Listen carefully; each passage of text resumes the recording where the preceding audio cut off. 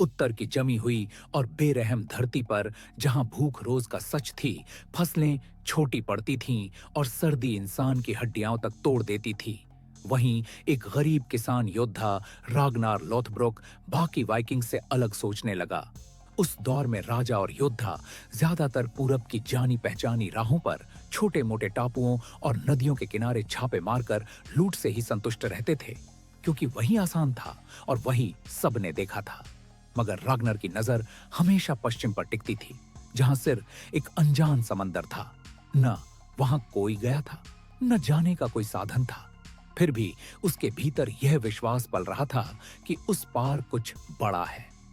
उसके साथ कंधे से कंधा मिलाकर खड़ी थी उसकी योद्धा पत्नी लागर था, जो तलवार और ढाल दोनों में बराबरी रखती थी, और उसके सपने को रास्ता दिया देवताओं से बातें करने वाले पागल से जीनियस फ्लोकी ने, जिसने हल्के लंबे और तेज लॉन्गशिप्स गढ़े।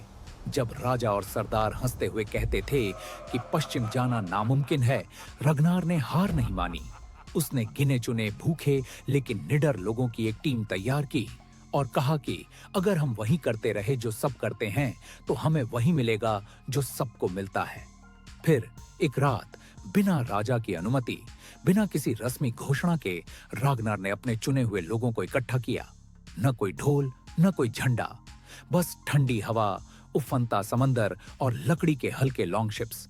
सितारों के सहारे दिशा पकड़ी गई। लहरों से नहीं लड़ा गया, बल्कि उन्हें पढ़ा गया। कई दिन रात बाद जब धुंध छौंटी, तो क्षितिज पर पहली बार ऐसी जमीन उभरी जो उनकी दुनिया से बिल्कुल अलग थी। जैसे ही जहाज रेत से टकराए, रागनर ने सबसे पहले पैर उस धरती पर रखा जिसे आज इंग्लैंड कहा जाता है, जहां मठों के चारों ओर कगेले नहीं थे, खेत हरे भरे थे और लोग इस भ्रम में जी रहे थे कि समंदर उन्हें सुरक्षित रखता है। उसी पल यह साफ हो गया कि समंदर अब ढाल नहीं रहा, बल्कि समंदर पार उतरते ही रगनार लोथब्रोक को पहली बार एहसास हुआ कि यह धरती उसकी दुनिया से कितनी अलग है। यहाँ खेत हरे थे, मिट्टी उपजाऊ थी और अनाज इतना था जितना उत्तर में लोगों ने सपने में भी नहीं देखा था।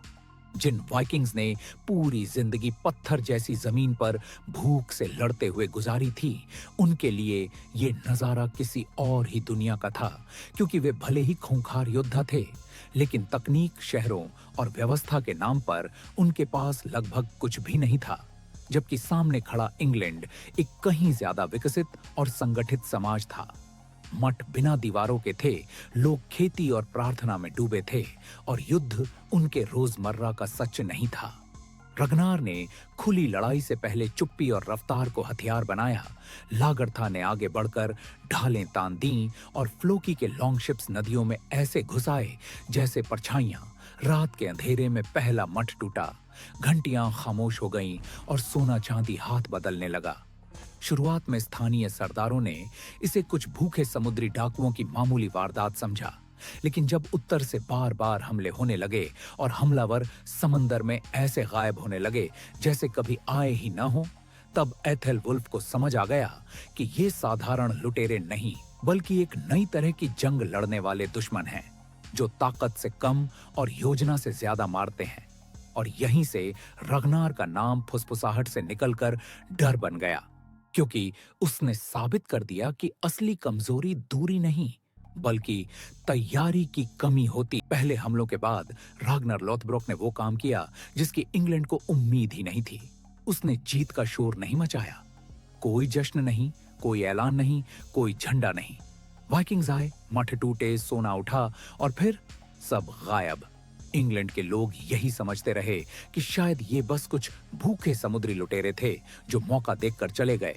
लेकिन रागनार जानता था कि असली डर तलवार से नहीं, उस सवाल से पैदा होता है जिसका जवाब न मिले। हर अगला हमला पहले से अलग था।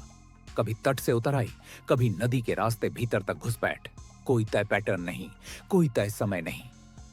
लगरथा उतरते ही ढालों की दीवार बना लेती ताकि पलटवार का मौका न मिले, और फ्लोकी के लॉन्गशिप्स ऐसे पानी में घुसते जैसे उन्हें रास्ता पहले से पता हो। हमले छोटे थे, तेज थे और वापसी इतनी साफ कि कोई निशान ही नहीं बचता। उधर इंग्लैंड में धीरे धीरे बेचैनी फैलने लगी। मठों के दरवाजे बंद होने लगे, खेतों में हथियारबंद पहरे खड़े होने लगे और दरबारों में समंदर की तरफ निगाह टिकने लगी। लोग पूछने लगे, अगर ये लोग लौटे तो कब, और अगर नहीं लौटे तो क्या सच में गए हैं? यही सवाल रागनार चाहता था। सबसे बड़ा दांव तब खेला गया जब रागनार ने जानबूझकर पीछे हटना चुना। हफ्तों तक कोई हमला नहीं हुआ। इंग्लैंड ने राहत की सांस ली, पहरे ढीले पड़े, सैनिक अपने घर लौटे और राजा यही मान बैठे कि अब खतरा खत्म हो गया है।